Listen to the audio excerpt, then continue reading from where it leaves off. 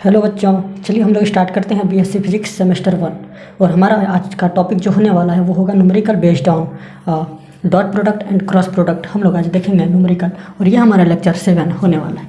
ये हमारा लेक्चर 7 होने वाला है। हम लोग बीएससी फिजिक्स सेमेस्टर 1 यहाँ पे पढ़ते हैं और हमारा आज लेक्चर 7 होने वाला है। तो चलिए हम लोग स्टार्ट करते हैं, कुछ न्यूमेरिकल यहाँ पे लिखते हैं। चलिए वीडियो को स्टार्ट कर लेते हैं। तो पहला क्वेश्चन हम लोग बनाएंगे। पहला क्वेश्चन जो कि यहाँ पे लिखा गया है, ए वेक्टर और B vector. A vector is equal to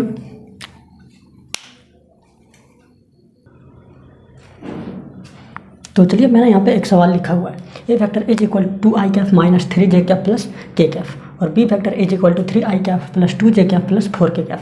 और यहाँ से आप लोगों को 4 प्रकार का सवाल पूछा जा सकता है। क्या क्या? तो पहला सवाल आपसे पूछा जा सकता है कि फाइंड कीजिए magnitude of A vector and magnitude of B vector.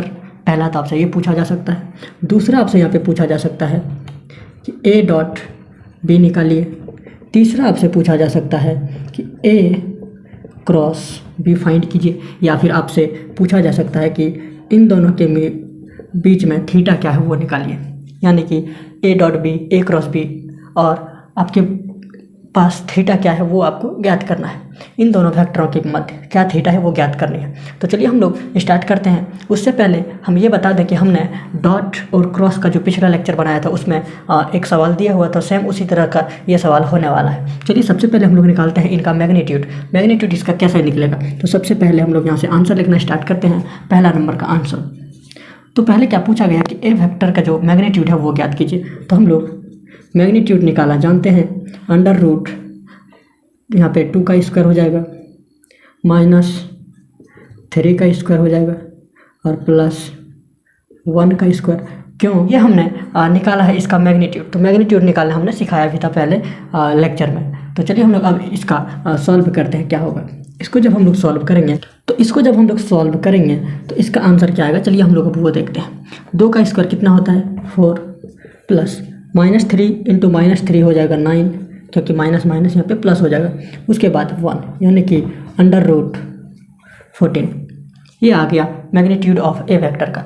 उसके बाद हम लोग निकालेंगे अब बी वेक्टर का मैग्नीट्यूड। तो बी वेक्टर का मैग्नीट्यूड क्या हो जाएगा, तो पहले हम लोग लिखेंगे 3 का स्क्वायर प्लस 2 का स्क्वायर प्लस 4 का स्क्वायर, ये हो जाएगा। अब इसको हम लोग जब सॉल्व करेंगे तो 3 का स्क्वायर 9, 2 का स्क्वायर 4 और 4 का स्क्वायर 16। इसको जब हम लोग सॉल्व करेंगे तो आएगा ये अंडर रूट 29। तो ये हमारा पहला जो पूछा गया था कि magnitude of A vector and B vector ज्ञात कीजिए, तो हमने निकाला है ए का मैग्नीट्यूड इतना होगा और बी का इतना होगा। यहाँ तक आप लोगों को समझ में आया होगा। तो चलिए अब हम लोग क्या करते हैं, a dot b and a cross b निकालते हैं। चलिए हमारा दूसरा इसका जो आंसर होगा वो क्या होगा, ए डॉट बी निकालना है। तो ए डॉट बी निकालने के लिए सिंपल हम लोग या तो इसके मैग्नीट्यूड को गुना करेंगे, 2 तरीके से निकाला जा सकता है। हम लोग इसके मैग्नीट्यूड को निकाल लेते हैं, या फिर हम लोग इसको लिख लेते हैं ऐसे। डॉट जब भी हम लोग निकालते हैं कैसे निकालते हैं, तो 2i Kaif minus 3j cap plus K Kaif. पहले दोनों वेक्टर का हमें डॉट निकालना है। फिर बी वेक्टर को जब हम लोग लिखेंगे 3i cap plus 2j cap plus 4k Kaif, ये हो गया। हम लोग यहाँ पे करते क्या है, पहले इस टर्म को पहले इसके साथ, फिर इसके साथ और इसके साथ, तीनों के साथ हम लोग गुना करते हैं। चलिए पहले गुना करके देखते हैं। इसको जब हम लोग गुना करेंगे तो क्या होगा, 6i डॉट i, फिर क्या होगा, तो ये हो जाएगा 4i डॉट j, फिर क्या हो जाएगा 8i डॉट k। और हम क्या जानते हैं कि डॉट जब भी करते हैं सेम रहे तो उसका 1 हो जाता है, और बाकी बात है 0 0। तो हम लोग 0 से गुना करेंगे इसको तो 0 ही हो जाएगा, इसलिए हम लोग इसको नहीं लिखते हैं। हम लोग सिर्फ i डॉट i वाले को लिखते हैं, और इसको जब हम लोग सॉल्व करेंगे तो ये 6 हो जाएगा।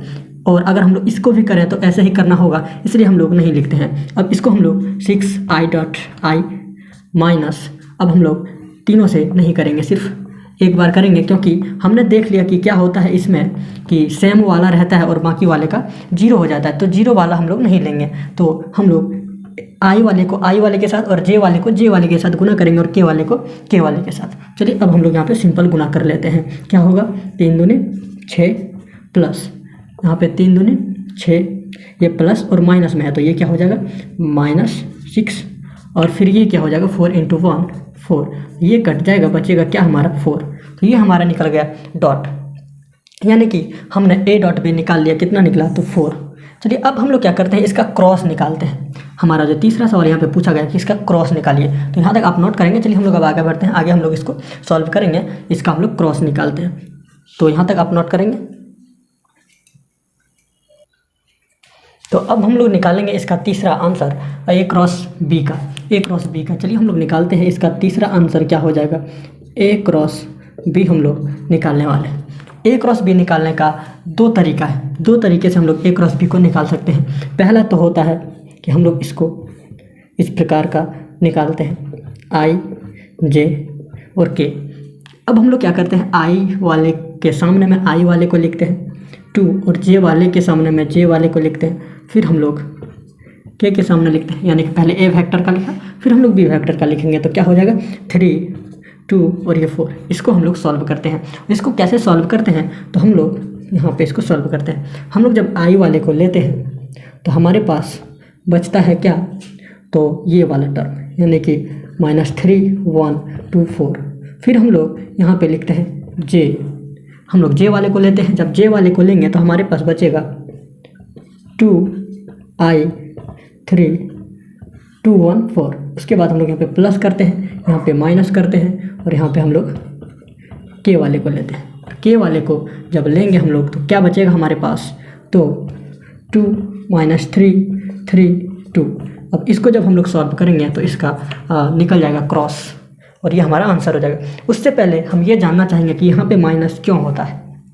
हमने देखा है कि यहाँ पे प्लस लेते हैं, फिर माइनस लेते हैं, फिर प्लस लेते हैं। तो हम ये जानना चाहेंगे कि यहाँ पे हम लोग माइनस क्यों लेते हैं, यहाँ पे माइनस लेने का क्या कारण होता है, ये बताएंगे। किसी को अगर पता हो तो बताएंगे। चलिए हम ये जानने की कोशिश करते हैं कि यहाँ पे क्यों होता है। जब हम लोग जे वाले टर्म को लेते हैं तो हमारा आई क्रॉस के आता है, और हम जानते हैं कि आई क्रॉस के क्या होता है, -j होता है। आई क्रॉस के क्या होता है, -j होता है, क्योंकि पिछले क्लास में हमने ये सॉल्व किया हुआ है कि आई क्रॉस जे जब निकालेंगे हम लोग तो -j निकलता है, -j निकलता है। इसको हमने सॉल्व किया हुआ है। देखिए यहाँ पे हमने एक कोऑर्डिनेट बनाया हुआ था इस प्रकार से, ये हमारा x था, ये हमारा y था, ये z था। तो यहाँ पे आई कैफ, यहाँ पे जे कैफ, और ये हमारा के कैफ था। तो जब हमने यहाँ पे सॉल्व किया हुआ था आई क्रॉस जे, तो हमारा आई क्रॉस के निकाला हुआ था, तो हमारा -j कैफ निकला हुआ था। ये हमने पिछले क्लास में देखा था कि कैसे ये होता है। अगर आपने पिछला वीडियो नहीं देखा है तो जाके देख लें, उसके बाद ये समझ में आ जाएगा। तो चलिए अब हम लोग आगे बढ़ते हैं। आगे हम लोग निकालेंगे इन दोनों के मध्य थीटा क्या होता है, इन दोनों के मध्य थीटा क्या होगा हमारा। अब चौथा सवाल यहाँ पे है, इन दोनों के मध्य थीटा क्या होगा।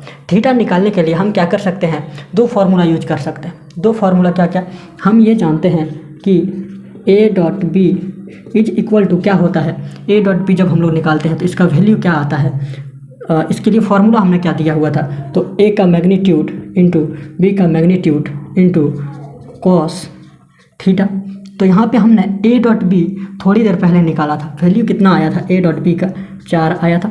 उसके बाद हमने a का मैग्नीट्यूड अंडर रूट निकाला हुआ था 14, और b का अंडर रूट 29, और ये हमारा बच जाएगा कॉस थीटा। हम लोग क्या करेंगे, इसको इधर लाते हैं।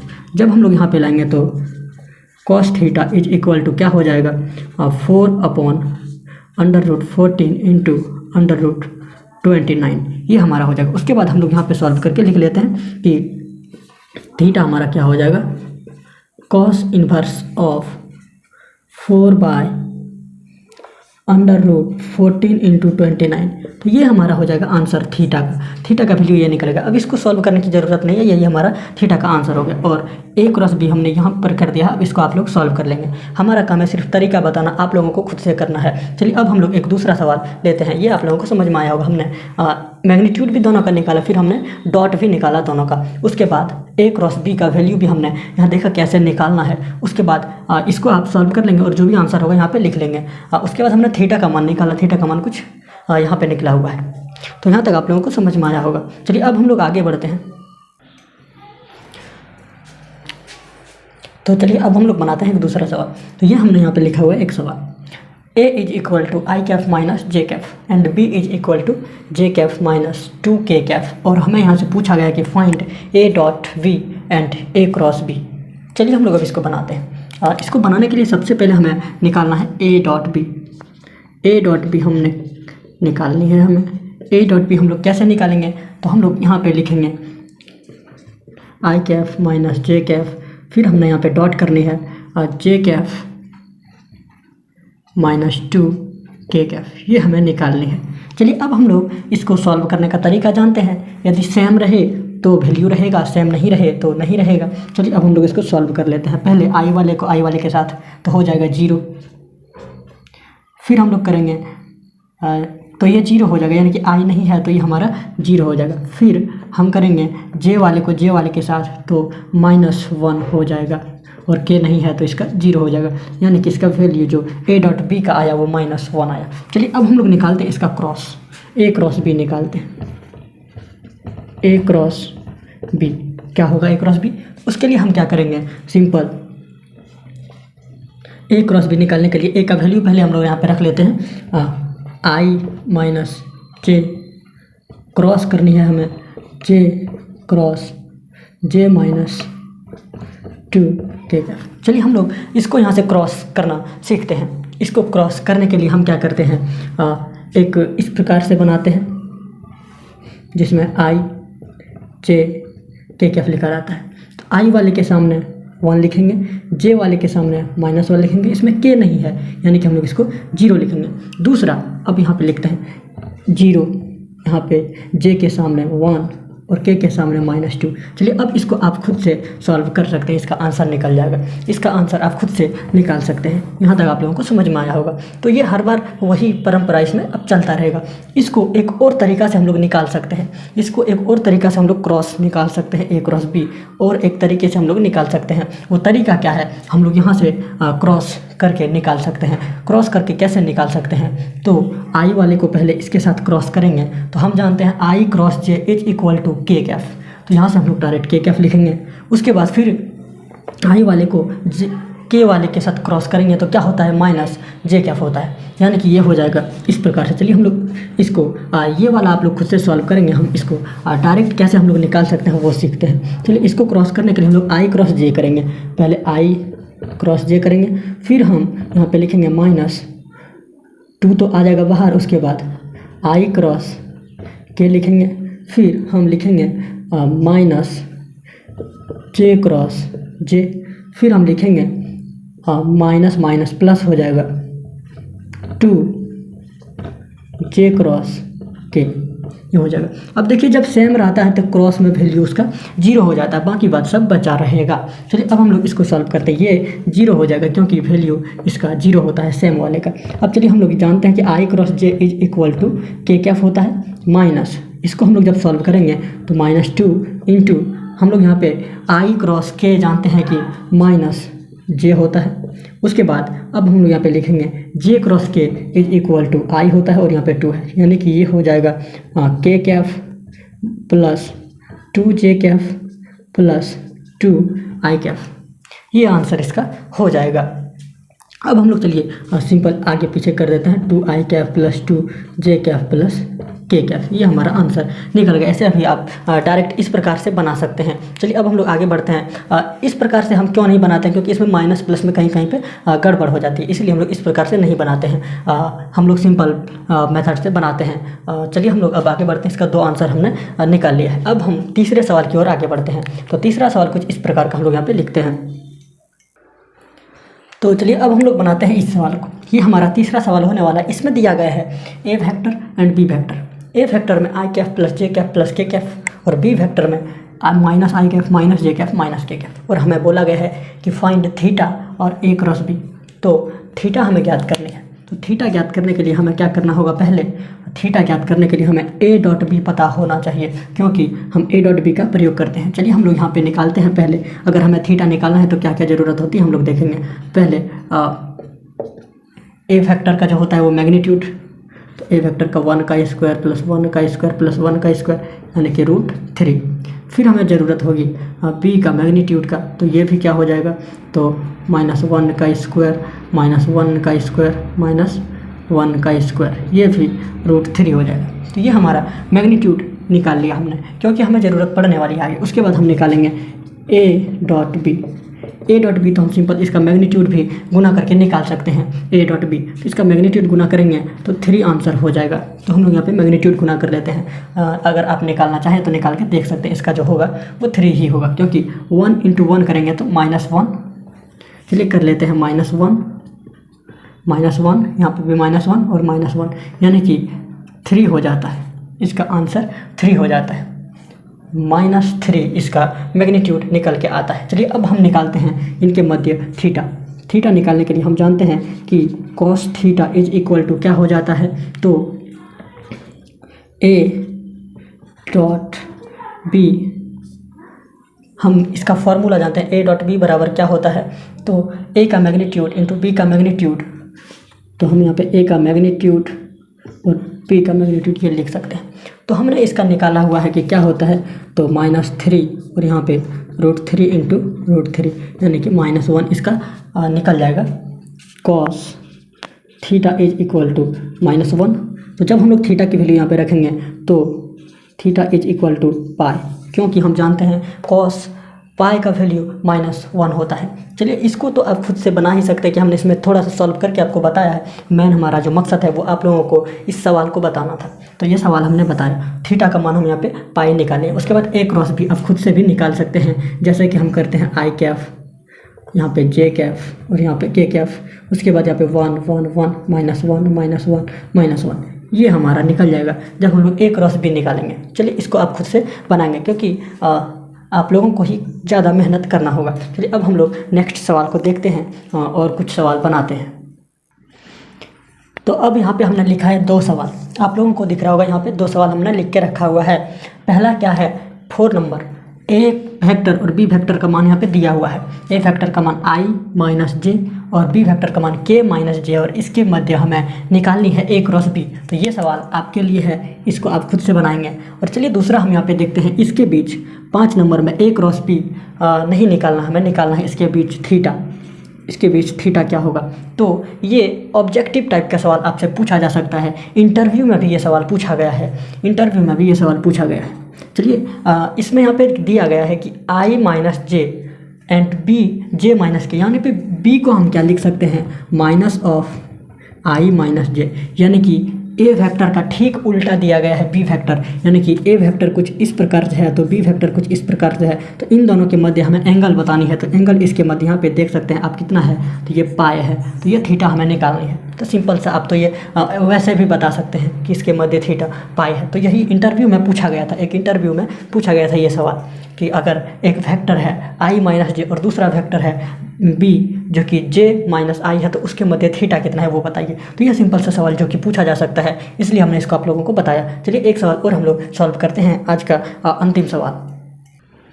तो चलिए ये बड़ा ही इंटरेस्टिंग सवाल है, इसको आप देखेंगे एक बार कि यहाँ पे एक वेक्टर दिया हुआ है a जो i cap cross j Kaif है, उसके बाद प्लस में k कैफ है। यहाँ पे आप प्लस नहीं है, यहाँ पे क्रॉस है, तो आप ध्यान से देखेंगे यहाँ पे क्रॉस लिखा हुआ है, इसको सॉल्व करना है। उसके बाद बोला गया है कि b vector i Kaif - j Kaif plus k Kaif है, और हमसे बोला गया है कि इसका जो होगा डॉट निकालिए, यानी कि a डॉट b हमें निकालनी है। यहाँ पे बोला गया है फाइंड a डॉट b, ये हमें ज्ञात करनी है। तो सबसे पहले हम लोग a वेक्टर को सॉल्व करेंगे। a vector is equal to यहाँ पे दे रखा है 3i cap cross 4j cap plus 3k cap. तो हमें इस क्रॉस को पहले सॉल्व करना है। क्रॉस निकालने के लिए हम क्या करते हैं, इसका क्रॉस निकालते हैं। जब इसको हम लोग सॉल्व करेंगे तो ये हो जाएगा 4 तिहाई 12। उसके बाद ये k कैफ हो जाएगा प्लस 3k कैफ, यानी कि ये हो जाएगा 15k कैफ, ये हो जाएगा 15k कैफ। तो इसको देखेंगे हमने कैसे इसको किया। i cap cross j cap is equal to क्या होता है, i cap cross j cap is equal to होता है k cap. i cap cross j cap is equal to होता है k कैफ, और हमने इसका जो 4 × 3 करेंगे तो 4 तिहाई 12 हो जाएगा। उसके बाद 12 + 3 15k कैफ, ये हो गया 15k कैफ। उसके बाद हमारे पास है b वेक्टर बी वेक्टर जो कि है आई कैफ माइनस जे कैफ प्लस के कैफ, और हमसे पूछा गया कि इन दोनों का डॉट निकालिए। डॉट निकालने के लिए हम क्या करते हैं, अगर सेम रहे तो निकलेगा वैल्यू और नहीं रहे तो जीरो हो जाएगा, यानी कि यहाँ पे सिर्फ के कैफ है तो के कैफ वाला ही बचेगा, यानी कि ए dot b is equal to हो जाएगा 15 गुना 1 यानी कि 15। ये आंसर हो जाएगा इस सवाल का। तो ये हमारा अंतिम सवाल था। आई होप आप लोगों को समझ में आया होगा जो कुछ भी बताए। तो इसमें देखिए अधिकतर सवाल मैंने सॉल्व नहीं किया है, क्योंकि सवाल जो भी हमको देना था वो आप लोगों को बनाने के लिए देना था। सिर्फ मैंने आप लोगों को इसमें बता दिया कि तरीका कि क्या होगा इसको सॉल्व करने का। ये आप लोगों को समझ में आया होगा। इसमें पहले हमने क्रॉस निकाला, फिर हमने उसको जोड़ दिया, उसके बाद हमें यहाँ पे डॉट निकालना था। चलिए अब हम लोग नेक्स्ट देखेंगे। अगला लेक्चर में एक नया टॉपिक आने वाला, और उससे पहले अगर आपने अभी तक हमारे टेलीग्राम चैनल को ज्वाइन नहीं किया है, जिसमें कि सारे पढ़ाया हुआ नोट्स आप लोगों को मिलेगा, वो हमारे वीडियो के डिस्क्रिप्शन में मिल जाएगा लिंक, वहाँ से आप लोग टेलीग्राम ज्वाइन कर सकते हैं। तो चलिए हमारा ये 7 लेक्चर ख़त्म हो चुका है। हम लोग अब मिलेंगे नेक्स्ट लेक्चर में। Thanks for watching. मिलते हैं नेक्स्ट वीडियो में।